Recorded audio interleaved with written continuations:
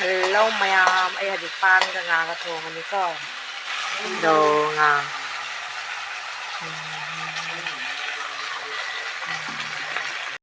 Hello mayam, ay ahambada di hai kare ko mayam da pan ga nga ga thong na na si. Ado ay haji ahambada pan phajana khoe khok na anirek ahumlak noi na cham thoe. Pura white color ngosok aure. Nasi ai pan ga jenam ga tong thong demi simple recipe jumda thongba ar nga pan thongmui nga ne phajana munna kana ngau ganu dum halka halka norom bhabe ngau ar jahang ju jam hap kanu mane pan nga pan thongba ne jahang kora nga happa kane nga ngobodo hauti ki nga thongbodo kadang chamna ngau ga hauri ki pan di chamna thonga ga haure ba ko adege ei jenam siga ngau ba haure jenam bulak tore dugai jenam hapai pore siga pan hapchalle khara nga ngawre medium mai thamaga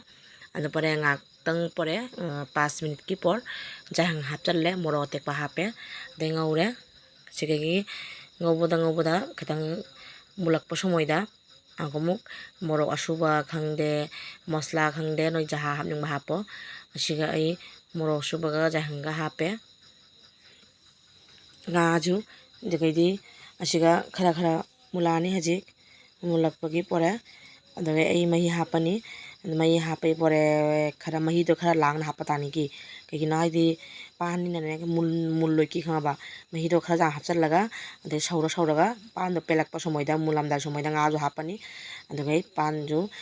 toroni adore thangdaro ba mul dore haiduga haji samaina color oire pan je oirakpagi pore ai haji siga ai mai hapani ai hojik siga mai hape mahi je khara langna hape mi kayina di panje khatang mun bada khatang matam changani adona khatang likna hapari sawgani kangharani jangna adona hajik mahi je khara khatam kange sawna khara kangak pa somoy da ngak le daga insinga nga hapani nga hapaga de ngak soholaga jira hapaga anaga thangdarani samaina thongna chana jengu mayam hawani do nga hamde isiga thangdaba jarani ngak le daga mahi je khara khatam kange ar panju pele panju mulle do samain thong charaga hawani do ei nga thong ba hajik loire mayam kya phajai jong nga thong je hawbana ado ei ngarang mini blog thangat panam de mayam waro gunu ko ei ngarang satina thabak busy oi duna